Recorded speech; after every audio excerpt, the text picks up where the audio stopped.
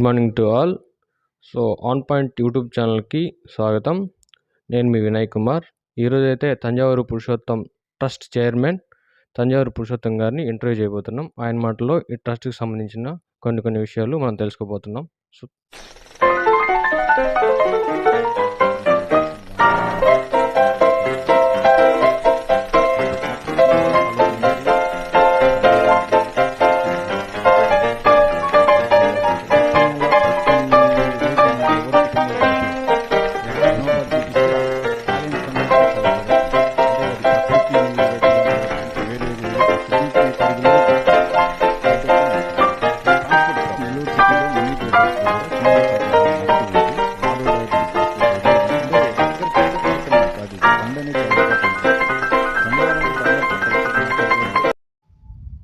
Good morning sir. So ఇప్పుడైతే మన YouTube ఛానల్కి తంజావూరు పురుషోత్తం ట్రస్ట్ అధినేత తంజావూరు పురుషోత్తం గారు వచ్చేస్తున్నారు. సో ఆయన మాటలో మనం ఆ ట్రస్ట్ గురించి కొన్ని మాటలు తెలుసుకుందాం. సో నా పేరు తంజావూరు పురుషోత్తం. ఓకే సార్, ఈ ట్రస్ట్కి సంబంధించి మీరు ఏ విధంగా ఆలోచించి ఈ ట్రస్ట్ని స్టార్ట్ చేశారో కొంచెం చెప్పగలరా? చెప్తానమ్మా. ఈ ట్రస్ట్ పెట్టడానికి కారణం మా తల్లిగారు ఒంటరిగా ఒక్కటే ఇంట్లో ఉండలేను అని అన్నందువల్ల, నేను ఇంట్లో చూసుకోలేనందువల్ల మన అనకేపల్లి నందు కోసూరు రత్నం గారు పెట్టిన ఒక వృద్ధాశ్రమం నందు ఎంక్వైరీ చేశాను. బాగుంది, బాగా చూసుకుంటున్నాడు, సర్వీస్ బాగుందని చెప్పినందువల్ల ఆడకి తీసుకెళ్ళాను. పోయి ఎంక్వైరీ చేశాను, బాగానే ఉందాడ. దాంతో ఆడ పెట్టాను మా అమ్మగారిని. ఆ పెట్టినప్పుడు చిన్న ఆలోచన అనేది వచ్చింది ఆ రోజు. అది క్రమేణా నాకు కొద్దిగా ఇదవుతూ వచ్చింది. అక్కడ పెట్టిన తర్వాత కొంతకాలానికి మదర్ చనిపోయారు. చనిపోయిన తర్వాత ఆ కార్యక్రమాలన్నీ కూడా పూర్తి అయిపోయిన తర్వాత ఒక దృఢమైన నిర్ణయం తీసుకున్నాను. ఈరోజు ఇన్ని రోజులైనా ఆడ పెట్టాను కాబట్టి నాకు ఒక కొడుకుగా నాకు సంతృప్తికరంగా ఆమెకి తిండి పెట్టాను, ఆమెకి గుడ్డ ఇచ్చాను, ఒక తృప్తి కలిగింది. ఆ తృప్తిని రత్నం గారు నాకు ఇచ్చారు కాబట్టి నేను ఇంకో ప్రజలకి చేయాలి అని ఒక చిన్న ఆలోచనతో ట్రస్ట్ పెట్టానమ్మా. ఓకే సార్, ఈ ట్రస్ట్కి సంబంధించి ఇప్పుడు మీరు ఓల్డ్ ఏజ్ హోమ్ అని స్టార్ట్ చేశారంట కదా. సో దానిలో చిల్డ్రన్స్గా ఓల్డ్ ఏజెస్గా అనేది కొంచెం చెప్పండి. వృద్ధాశ్రమం అనేది తల్లిదండ్రి వరకు తల్లికి కావచ్చు, తండ్రి కావచ్చు, పెద్దవాళ్ళనే కానీ అనాథ పిల్లలనే ఆలోచన అయితే లేదమ్మా. అది పేదవాళ్ళైనా కోటీశ్వరులైనా ఎవరైనా కానీ నాకు దాంతో సంబంధం లేదు. కాబట్టి ఖచ్చితంగా నా సర్వీస్ నేను చేయాలనే ఆలోచనతోనే నేను పెట్టాను, వాళ్ళని దగ్గరికి తీసుకుంటున్నాను. అది ఓకే సార్, ఇప్పుడు భర్త చనిపోయిన వితంతువులు వాళ్ళు ఉన్నారు కదా, వాళ్ళకి కూడా ఏదో ట్రైనింగ్ ప్రోగ్రామ్ ఇచ్చి ఏదో చేస్తున్నారంట కదా, అదేంటి సార్ ఒకసారి? అది కూడా అదేనమ్మా. భర్త చనిపోయిన వితంతువులు అంటే అందరికీ అని కాదు, కోటీశ్వరులు కూడా ఉంటారు, వాళ్ళకి జీవనోపాధి ఇబ్బంది లేదు. అలా కాకుండా ఒక మగ మనిషి తెస్తే భార్య, 2 పిల్లలు తినే కుటుంబాలు చాలా ఉన్నాయి. అటువంటి కుటుంబాల్లో భర్త అనే పాత్ర చనిపోతే ఆ భార్య, ఆ తల్లి, ఆ బిడ్డ తిండి పెట్టలేక చాలా సమస్యలను చూశాను నేను, చాలా కుటుంబాలు చూశాను నేను. అప్పుడు అనిపించింది తనకు ఏదైనా మనం చేయాలి అంటే ప్రతి నెల ప్రతిరోజు మనం ఎవరి కుటుంబాలు జరపలేం. వాళ్ళకి జీవనోపాధి చూపిస్తే ఆ జీవనోపాధి మీద వాళ్ళు బతుకుతారు. ఆ ఆలోచనతో, ఆ భావంతోనే నేను ఈ ఆలోచన చేశాను. చేసి నా ట్రస్ట్ ద్వారానే నేనే వాళ్ళకి టైలరింగ్ నేర్పించి, ఫ్రీగానే నేర్పించి, అక్కడి నుంచి వచ్చేసి వాళ్ళకి ఒక మిషన్ మనమే తీసిచ్చేస్తే అక్కడికి ఆ జీవనోపాధి కలిగేలా ప్రయత్నం. ఓకే సార్, ఇంకొక విషయం ఏంటంటే చనిపోయిన వారికి ఫ్రేజర్ సర్వీస్ అదేదో ఉందంట కదా, సో దాని గురించి కొంచెం చెప్పరా? ఉంది నాన్న. ఏంటంటే కొన్ని కుటుంబాలు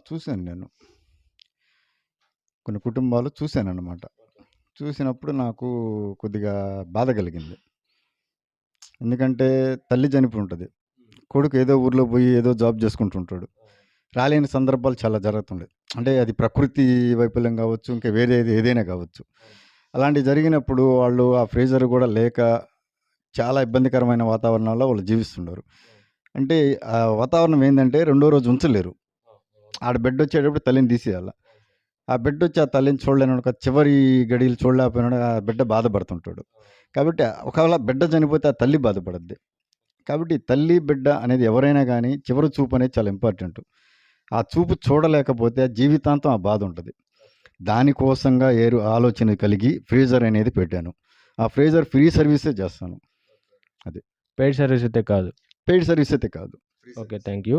ఇంకొక విషయం ఏంటంటే ఆ ఫ్రీజర్ అనేది టౌన్ లిమిట్స్‌లోనే మీరు సర్వీస్ చేస్తున్నారా? టౌన్‌కి ఔట్ సైడ్‌లో అంటే పల్లెటూర్లు, విలేజెస్‌లో కూడా చాలామంది పూర్ పీపుల్స్ ఉన్నారు కదా! సో, వాళ్ళకేమన్నా అందుబాటులో ఏమన్నా ఉంటదా అనేసి? అది సిటీ పరిధి 10 కిలోమీటర్లమ్మా మనది.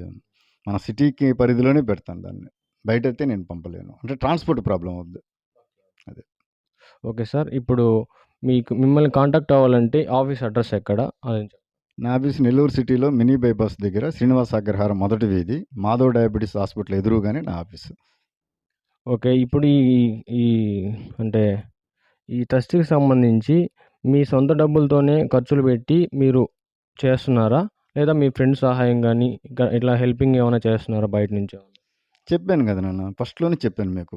ఏంది నా నిర్ణయాన్ని నా ఒక చిన్ననాటి స్నేహితులతో షేర్ చేసుకొని అందరం కలిసి టీమ్ వర్క్‌గానే దీన్ని స్టార్ట్ చేశాం.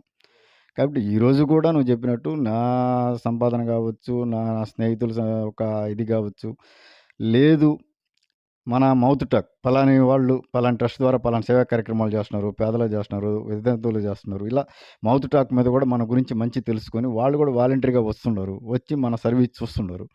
చూసి మేము కూడా మీకు హెల్ప్ చేస్తాం సార్. మేము కూడా మీకు ఇది చేస్తా ఉంటాం అనేసి చేస్తున్నందువల్ల అందరి సహాయ సహకారాలతోనే ఇంతవరకు చేసుకుంటూ వస్తున్నాను. ఓకే. సో, అంటే మీకు పర్సనల్‌గా ఎదురైన సంఘటనలను బట్టి ఈ ట్రస్ట్‌ని స్టార్ట్ చేశారంటారు. 100% నాన్న. ఎందుకంటే నాకు మెయిన్ మా తల్లిగారిదే మెయిన్ నాకు నిర్ణయం తీసుకోవడం. తర్వాత మీకు ఈ ఆలోచనొచ్చి మీ ఫ్రెండ్స్‌తో షేర్ చేసుకుంటే, సో, వాళ్ళు గూడా మేము హెల్ప్ చేస్తామని ముందుకొస్తే మీరు స్టార్ట్ చేశారంటారు. అవును నాన్న. 100%. అంటే ఒక్కరు చేసే కార్యక్రమాలు కాదివి. ఫండ్ అనేది చాలా ఇంపార్టెంట్ దీనికి. ఫండ్ కావాలన్నప్పుడు అందరితో కలిసి మాట్లాడుకోవాలంటే కొత్తగా స్నేహాలనేది ఎవరు కూడా మనల్ని ఎంత ఉంటే హాయ్ అంటారు, హాయ్ అంటారు వెళ్ళిపోతారు. టీయా, కాఫీ తాగుతారు. మన గురించి పూర్తిగా తెలిసేది చిన్ననాటి స్నేహితులకే. కాబట్టి ఆ చిన్ననాటి స్నేహితులు చిన్నప్పటి నుంచి మన స్వభావం, మన ఒక్క మాట ప్రవర్తన, మన ఇది తెలుసు కాబట్టి ఇతను తీసుకున్న నిర్ణయం మంచిది. దానికి మనం హెల్ప్ చేస్తాం. మనం సపోర్ట్ చేద్దాం అనే ఆలోచనతో వాళ్ళు కూడా నిలబడ్డారు నాకు. So, thank you sir. సమాజంలో జరిగే విషయాలన్నీ మీరు మనసులో పెట్టుకొని, సో, మనం అంటూ ఒక సహాయం చేయాలనే ఆలోచనతో ముందుకొచ్చినందుకు చాలా ధన్యవాదాలు. So, thank you sir. Thank you. So, ఇప్పుడైతే అందరూ విన్నారు గదా! ఆయన మాటలోనే మనం ఆ ట్రస్ట్‌కి సంబంధించిన కొన్ని కొన్ని విషయాలు తెలుసుకున్నాం గాబట్టి, సో, మన యూట్యూబ్ ఛానల్‌లో కింద ఆఫీస్ అడ్రస్సు, సో, నంబరు అవి 2 స్క్రోల్ అవుతుంటాయి. మీరెవరైనా హెల్ప్ చేయాలని ఇంట్రెస్ట్ ఉన్న వారికి ఆ నంబర్‌ని కాంటాక్ట్ చేయండి. ఆ అడ్రస్‌కొచ్చేస్తే వాళ్ళు మనకు కావాల్సిన ఇన్ఫర్మేషన్ ఇస్తారు. సో, ఈ వీడియో నచ్చినట్టయితే